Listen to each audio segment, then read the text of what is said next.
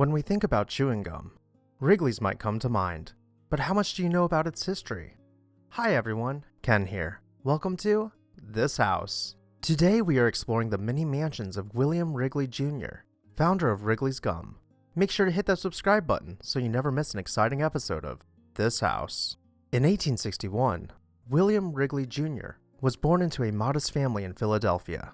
At the age of 20 years old, he moved to Chicago with his life savings of $32, or the modern-day equivalent of about $1,000. There, he opened a store selling Wrigley's scouring soap. With every purchase, he would include a bit of free baking powder. He found that his customers preferred his baking powder over his soap, so he pivoted his business to sell just baking powder, including complimentary packages of chewing gum with each purchase.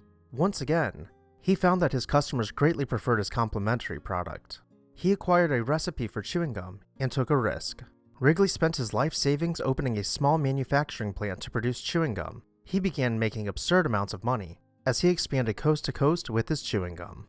In 1919, he purchased a controlling interest in the Santa Catalina Island Company, located on Catalina Island in California. He planted tens of thousands of trees, flowers, and other plants and got to work developing the island as a tourist attraction.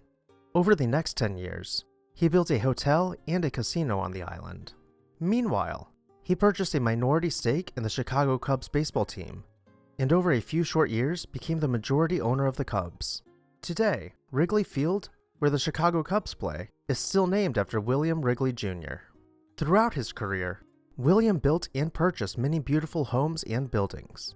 In 1911, he purchased his first mansion in Chicago from brewing magnate Joseph Thurr. The house was fashioned in the Italian Renaissance Revival style, boasting 15,000 square feet across 4 stories.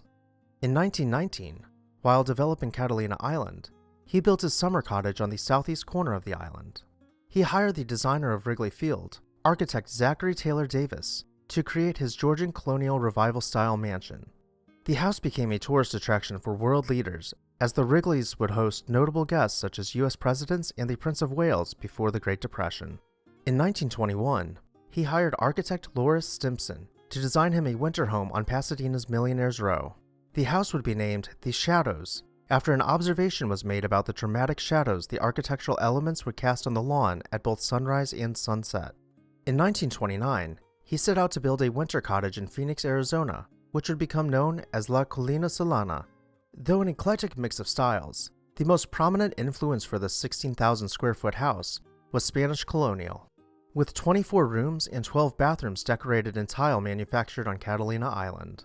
Entering the home, you would be greeted by a floating staircase following the curved walls with wrought iron railings on one side of the stairs and hand ropes hung on the other side.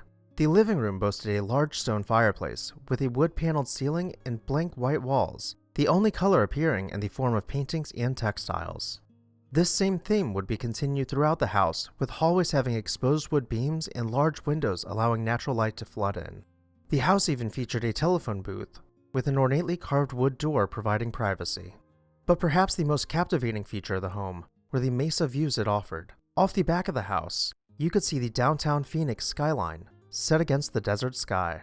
At the age of 70 years old, Wrigley died in this house in 1932. The house continues to stand and is currently used as an event venue for weddings and other gatherings. The Shadows in Pasadena continues to be used every year as the tournament house for the Tournament of Roses on New Year's Day.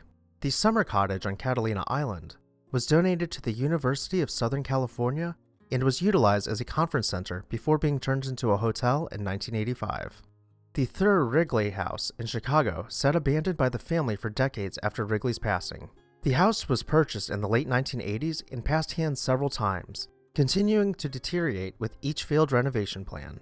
In 2017, the house was foreclosed on, and in 2018, it was purchased for $4.65 million to be used as a private residence.